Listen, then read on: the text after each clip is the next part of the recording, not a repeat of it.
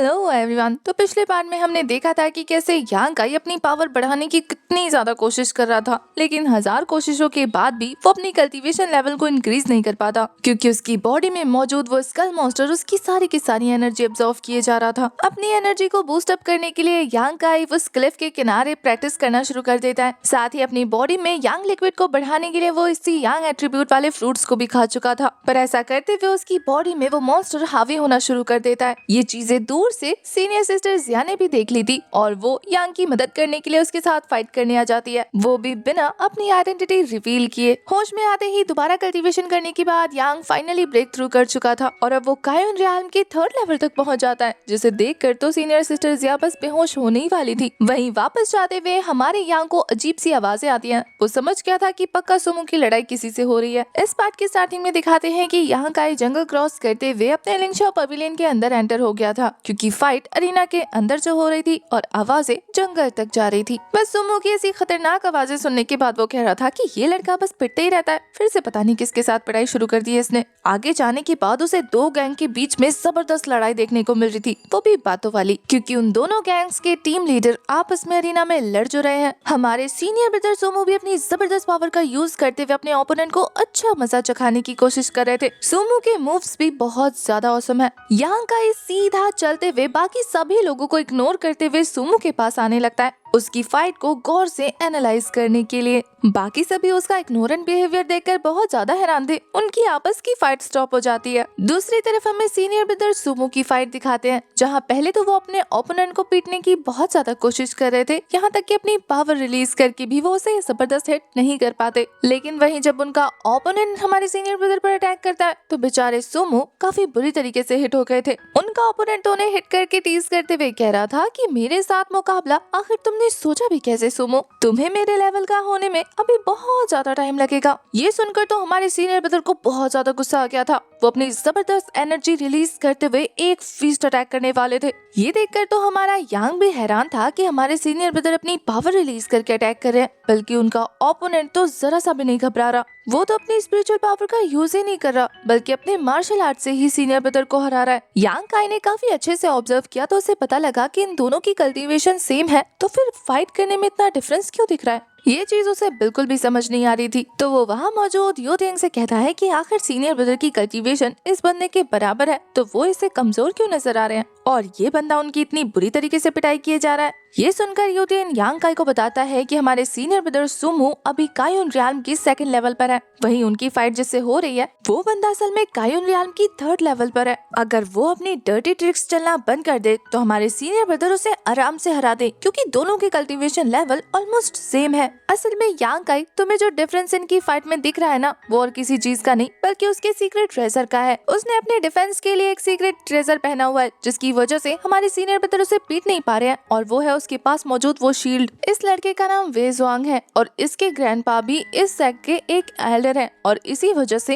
ये brother Sumo को पसंद नहीं करता, क्योंकि ये दोनों ही 2nd जनरेशन के यंग मास्टर्स हैं। ये वे ज़ुआंग तो इतना ज्यादा कमीना है कि हर बार फाइट में अपने इस डिफेंसिव शील्ड का यूज करता रहता है, जिसकी वजह से ये अपने सारे क्लासमेट्स को अपनी फाइट के लिए चैलेंज करके बहुत ही आसानी से कंट्रीब्यूशन पॉइंट्स जीत चुका था। ये इसकी बहुत घटिया चाल है इस पूरे सेट में पावरफुल बने रहने की। और ये जो आर्मर आप इसके पास देख रहे हैं, ये और किसी का नहीं बल्कि इसके एल्डर का दिया हुआ है, जिसकी बेस पर ये इतना ज्यादा उछल रहा है। जब तक इसने ये आर्मर वेयर करके रखा हुआ है, हमारे ब्रदर सुमो से बिल्कुल नहीं हरा पाएंगे। हमें दिखाते हैं कि योदेंग की बात बिल्कुल सही थी, क्योंकि सुमो कितनी ही कोशिश क्यों ना कर ले, वो वे को बिल्कुल भी नहीं मार पा रहा था, क्योंकि उसका कोई भी अटैक उसके आर्मर से हिट होकर ब्लॉक हो जाता। और वहीं दूसरी तरफ हमें वे को दिखाते हैं, जो अपनी थोड़ी सी ही पावर का यूज करते हुए सुमो को काफी बुरी तरीके से इंजर्ड कर चुका था। योदेंग के मुंह से हमारे यांग काई को कुछ और चीजें पता लगती हैं इस वे के बारे में, कि ये असल में अपने से कमजोर डिसेबल के कंट्रीब्यूशन पॉइंट्स छीन लेता है। साथ ही इसके ग्रैंडपा और हमारे सीनियर ब्रदर सुमो के ग्रैंडपा के बीच में काफी घमासान युद्ध चलता रहता है, क्योंकि वो दोनों ही एल्डर्स एक दूसरे को पसंद नहीं करते और इसी वजह से उनके पोते भी एक दूसरे को पसंद नहीं करते। और अब इसी वजह से इतने दिनों के बाद उस वे को मौका मिला है हमारे सीनियर ब्रदर के साथ फाइट करने का, तो वो इस मौके का फायदा बहुत अच्छे से उठाएगा। वो पक्का अंदर ही अंदर ये सोच रहा होगा कि मुझे इसे अच्छा सबक सिखाना चाहिए ताकि दोबारा ये और इसके ग्रैंडपा मेरे और मेरे ग्रैंडपा से उलझे नहीं। यूतिन की बातें सुनने के बाद यांग बिलाई की फिर से वही खानदान की बोरिंग लड़ाई। यहाँ यूतिन सुमो को लेके बहुत ज्यादा परेशान था। वो यांग से रिक्वेस्ट करता है कि यांग काई, अगर तुम्हारे पास कोई तरीका है तो प्लीज ब्रदर सुमो को बचाइए। पर यांग को पता था कि वो फाइट में इंटरफेयर नहीं कर सकता, इसलिए वो कहता है कि तुम तो जानते हो ना, इस पूरे सेट का रूल है कि जो स्ट्रांग होगा इज्जत सिर्फ उसी की होगी। तो अब ये चीज तो सुमो को फाइट स्टार्ट करने से पहले सोचना चाहिए था। देखा जाए तो यांग अपनी जगह बिल्कुल ठीक था। वहीं दूसरी तरफ हमें अरीना भी दिखाते हैं कि इस वे जुआंग ने पीट पीट कर सुमो की हालत बहुत ज्यादा खराब कर दी थी। यहाँ तक कि वो तो उस पर अपना सारा गुस्सा निकालते हुए बहुत ज्यादा खुश हो रहा था। अब तक सुमो बहुत बुरी तरीके से इंजर्ड हो चुका है। उसके अंदर तो खड़े होने की भी हिम्मत नहीं थी और ये देखने के बाद उसके फेलोज उसे बचाने के लिए आगे बढ़ने लगते हैं। सुमो के टीम मेंबर्स को अरीना की तरफ भागता देखकर वही के टीम मेंबर्स उनका रास्ता ब्लॉक करने लगे थे कि तुम इस तरीके से फाइट के बीच में नहीं जा सकते। शायद तुम लोग सेट का रूल भूल गए हो कि अगर दो लोगों ने एक दूसरे को चैलेंज किया हो तो कोई तीसरा उसमें इंटरफेयर नहीं कर सकता जब तक कि उन दोनों में से कोई एक हार ना मान ले। अब ये बातें सुनने के बाद तो सुमो के टीम मेंबर्स को बहुत ज्यादा गुस्सा आ रहा था, लेकिन वो चाह कर भी कुछ नहीं कर पाते। उनकी बेचैनी यहाँ वे ने भी नोटिस कर ली थी, इसलिए वो सुमो को छोड़कर उन सभी को टारगेट करते हुए कह रहा था कि आज तुम्हारे यंग मास्टर बहुत ज्यादा अच्छे मूड में है, इसलिए अगर तुम लोग इसकी जान बचाना चाहते हो तो मेरे सामने घुटने टेक कर भीख मांगो ताकि मैं इसकी जान बख्श दूं। तो क्या पता तुम्हारी इस रिस्पेक्ट से खुश होकर मैं सच में इसे जाने दूं। ये बोलकर वो सुमो को ऐसे ट्रीट करने लगता है जैसे कि वो उसका कोई स्लेव हो। अपने साथियों की बेइज्जती का सुनकर सुमो चिल्ला कर उन्हें ऐसा करने से मना कर देता है कि खबरदार अगर इस कमीने की बात सुनी तो। पर इस बात पर तो वो बंदा उसे एक और जबरदस्त हिट देते हुए कह रहा था कि अपना मुंह बंद रख। उन सभी फेलो उसका दिल कर रहा था कि इसे जान से मार दे, लेकिन वो कुछ नहीं कर पाते। वहीं यांग काई उन्हें बस गौर से ऑब्जर्व कर रहा था कि अब ये टीम मेंबर्स क्या करेंगे, क्या ये सच में सुमो की इतनी परवाह करते हैं। तभी दिखाते हैं कि यूतिन समेत सभी मेंबर्स अपने घुटनों पर आते हुए उससे रिक्वेस्ट करने लग जाते हैं कि हमारे यंग मास्टर को छोड़ दो। अपने प्राइड को साइड में रखकर किसी और की लाइफ के लिए इस तरीके से भीख मांगना बहुत ज्यादा बड़ी बात है। आप सिर्फ उसी के लिए करते हैं जिसकी आप परवाह करते हैं। यांग काई ये देखकर हैरान था कि ये उसके आगे पीछे घूमने वाले बंदे क्या सच में उसकी इतनी ज्यादा इज्जत करते हैं। यांग काई को लग रहा था कि ये बस बाकियों की तरह उसके चमचे होंगे, लेकिन नहीं, ये तो सच में उसे अपना सीनियर ब्रदर मानते हैं। सुमो के टीम मेंबर्स को अपने सामने घुटनों पर देखकर ये बंदा जोर जोर से हंसते हुए कह रहा था कि कमाल की बात है, अपने मालिक को बचाने के लिए तुम लोग सच में घुटनों पर आ गए। वो तो सुमो का कॉलर पकड़ते हुए कह रहा था कि आखिर तूने अपने कुत्तों को किस तरीके से ट्रेन किया है जो वो इतने वफादार है। सुमो बेचारा, उसकी हालत बहुत ज्यादा खराब हो चुकी थी, वो तो जवाब देने की हालत में भी नहीं था। और वहीं इस बंदे को बहुत मजा आने लगता है। वो तो उन लोगों से कह रहा था कि मुझे तुम्हारा ये नील डाउन करना पसंद नहीं आया, थोड़ा और अच्छे से करो, अगर कर ही रहे हो तो जरा शिद्दत के साथ करो, मेरे आगे थोड़ा सा रो, थोड़ा सा गिड़गिड़ाओ, मुझे भी तो फील होना चाहिए ना कि आखिर मैं किसी की जान बख्श रहा हूँ। ये सुनकर यूतिन समेत कोई भी 2 सेकंड के लिए भी नहीं सोचता, बल्कि उसके आगे अच्छे से अपने सर झुकाते हुए सुमो की जान बख्शने के लिए रिक्वेस्ट करने लगते हैं कि यंग मास्टर, हम आपसे रिक्वेस्ट करते हैं, प्लीज हमारे सीनियर ब्रदर को जाने दीजिए। यहाँ उन्हें ऐसा करता देखकर यांग के दिल में उनकी इज्जत बढ़ जाती है। वो तो कह रहा था कि ये लोग सच में सुमो के दिल से रिस्पेक्ट करते हैं, वो इनके लिए बहुत स्पेशल है। वहीं दूसरी तरफ वे जुआंग को दिखाते हैं, इतना सब करवाने के बावजूद भी इसके दिल को ठंडक नहीं मिली थी। वो सुमो को एक जबरदस्त किक मारकर साइड करते हुए कहता है कि किसी को भी इसके आसपास मत आने देना। अब अपने यंग मास्टर की ऐसी हालत देखकर ये सभी लोग रुकते नहीं है, बल्कि तेजी से उसे बचाने के लिए आगे दौड़ने लगते हैं। पर वे जुआंग के टीममेट्स उन्हें ब्लॉक करते हुए उनकी पिटाई करने लगे थे। यांग काई, जैसे कि इन सबसे फर्क नहीं पड़ता, वो सुमो को बचाने के लिए आगे जाने लगा था तो एक बंदा उसे भी ब्लॉक करने लग जाता है। पर यांग काई तो उसे 2 किक में ही ढेर कर चुका था। यांग काई को शांति से सुमो के पास जाता देखकर ये बंदा सोच रहा था कि इसे कभी पहले सुमो की टीम में देखा नहीं, क्या ये भी उसका सबऑर्डिनेट है, पर ये बाकियों से अलग क्यों लग रहा है। यहाँ दूसरी तरफ यांग को दिखाते हैं जैसे किसी की परवाह नहीं थी। वो तो जाकर सुमो को ट्रीट करने लगा था, उसकी इंजरीज चेक करने लगा था। ये देखकर इस वेई को गुस्सा आने लग जाता है। वो कहता है, आखिर कौन है तू जिसे मेरी परवाह नहीं है, और वो मेरे ही सामने ये बोलने के बावजूद भी कि इसे कोई हाथ नहीं लगाएगा उसकी इंजरीज को ट्रीट कर रहा है। यांग को सच में उसकी परवाह नहीं थी, वो उसकी बातों पर कोई रिएक्शन नहीं देता। इधर वो सभी लोग भी सुमो को चेक करने पहुंच जाते हैं, जिन्हें पता लगता है कि हद से ज्यादा एक्सॉस्टेड और मार खाने की वजह से सुमो अनकॉन्शियस हो गया है, इसलिए वो सभी लोग उसे उठाते हुए वहाँ से साइड लेकर चले जाते हैं। यांग को वही पर गुस्सा आ रहा था, अब वो अपने गुस्से को कैसे उतारता, इसलिए वो काफी पोलाइटली उसे फाइट के लिए चैलेंज कर लेता है। यहाँ यांग के चैलेंज करने पर वही हंसते हुए कह रहा था कि आखिर तूने अपनी हालत देखी है, तेरी हिम्मत कैसे हुई मुझ जैसे यंग मास्टर को फाइट के लिए चैलेंज करने की। शायद बच्चे तुझे तेरी औकात नहीं पता। यांग अभी भी काफी पोलाइटली उसकी बातों का रिप्लाई करते हुए कह रहा था कि शायद तुम्हें नहीं पता, सेक्ट रूल के हिसाब से जब तक दोनों की कल्टीवेशन के बीच में बहुत ज्यादा डिफरेंस ना हो तब तक वो डिसाइपल्स एक दूसरे को फाइट के लिए चैलेंज करने में बिल्कुल क्वालिफाइड है। अब ये बंदा तो एक नंबर का घमंडी था। वो कहता है कि मैं यहाँ का यंग मास्टर हूँ कायुन रियल्म की 3rd लेवल पर।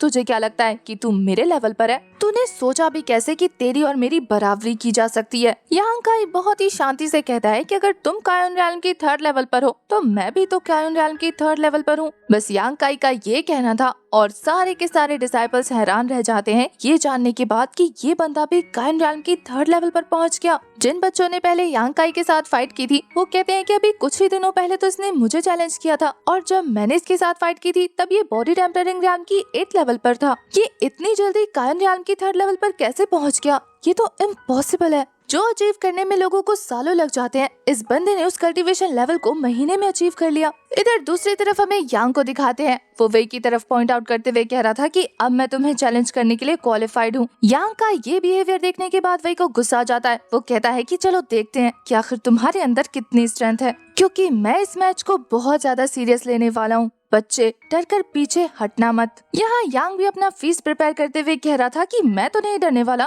कहीं तुम मत डर जाना। यांग एक जबरदस्त पंच प्रिपेयर करते हुए उसके चेस्ट पर दे मारता है, पर उस आर्मर की वजह से उसे कुछ फर्क नहीं पड़ता। वहीं यांग अपने ही अटैक की वजह से झटका खाकर पीछे हट गया था। उसके हाथ में थोड़ा सा दर्द होने लग जाता है। इस अटैक के बाद वो यही सोच रहा था कि मैंने अपनी ट्रू यांग एनर्जी का यूज किया, लेकिन उसके बावजूद भी मेरे हाथों में दर्द हो गया। इसका मतलब ये है कि इसका ये आर्मर सच में बहुत ज्यादा अमेजिंग है। वहीं यांग की हालत देखने के बाद वेई ज़ुआंग को काफी ज्यादा कॉन्फिडेंस आ गया था। अब वो एक इविल स्माइल के साथ अटैक करते हुए कह रहा था कि लगता है मैंने तुझे कुछ ज्यादा ही समझ लिया, तू मुझे नहीं हरा सकता। ये बोलने के बाद वो उसे काफी पंचेस मारकर पीछे धकेल चुका था। यहाँ वेई ज़ुआंग तो उसे काफी घमंड में गिव अप करने को कह देता है, पर जैसा कि हमें यांग का नेचर पता है, उसने तो अभी सिर्फ वार्म अप किया है, असली फाइट तो अभी शुरू होनी बाकी थी। इसलिए वो भी एक खतरनाक स्माइल के साथ अपने ट्रू यांग एनर्जी रिलीज करते हुए उसे एक वेपन की शेप में ले आया था और अब वो इसी अटैक के साथ काफी तेजी से वेई ज़ुआंग को क्रॉस कर जाता है। वे को तो लग रहा था कि उसके इस डिफेंसिव आर्मर की वजह से यांग काई का ये वाला अटैक भी उसे हिट नहीं हुआ।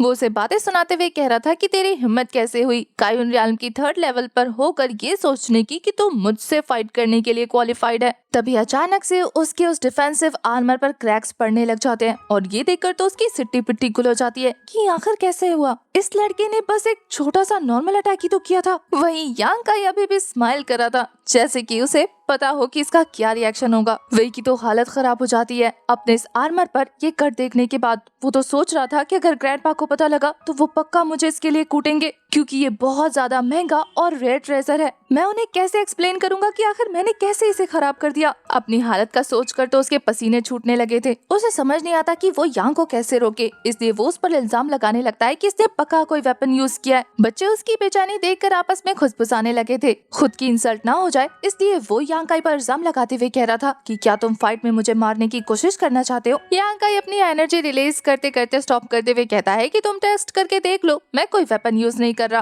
पर कहीं तुम मेरे किए हुए अटैक से डर तो नहीं गए? शायद कहीं हारने का डर तो नहीं लग रहा? या फिर ग्रेट एल्डर का ग्रेट सन ये सोच रहा है कि वो मुझे हरा नहीं पाएगा? अब यांग काई की बातों से तो वेई का गुस्सा 7वें आसमान पर पहुंच गया था, इसलिए वो पागलों की तरह यांग पर झपट पड़ता है। वहीं दूसरी तरफ यांग काई ने फिर से अपनी एनर्जी को वेपन शेप में लाकर वेई पर अटैक करना शुरू कर दिया था ताकि वो उसके आर्मर को डिस्ट्रॉय कर सके। दोनों की ही कल्टीवेशन सेम होने की वजह से एक पॉइंट पर दोनों की फाइट एकदम कांटे के टक्कर की होने लगती है। पर थोड़ी ही देर में यांग अपने यांग एनर्जी का यूज करते हुए थोड़ी ही देर में वेई को ओवरपावर कर लेता है। और फिर वो अपने यंग एनर्जी वाले उस वेपन को उसकी बॉडी के अंदर घुसाते हुए कह रहा था, मुझे तो लगा था कि तुम्हारा ये डिफेंसिव आर्मर सच में कमाल का है, लेकिन ये उतना भी खास नहीं है जो मेरे नॉर्मल अटैक से डिस्ट्रॉय होने लग गया। अब तक वे की हालत खराब होने लगी थी। वो जानता था कि अगर यांग ने थोड़ा सा और अपने अटैक को पुश किया तो वो यहीं पर मारा जाएगा। इसलिए वो यांग को धमकी देते हुए कह रहा था कि अगर तुमने मुझे हर्ट करने की कोशिश की तो याद रखना कि मेरे ग्रैंडफादर यहाँ के एल्डर हैं। मुझे चोट पहुँचाने के बाद तुम्हारा लिंगशाओ पवेलियन में रहना मुश्किल हो जाएगा।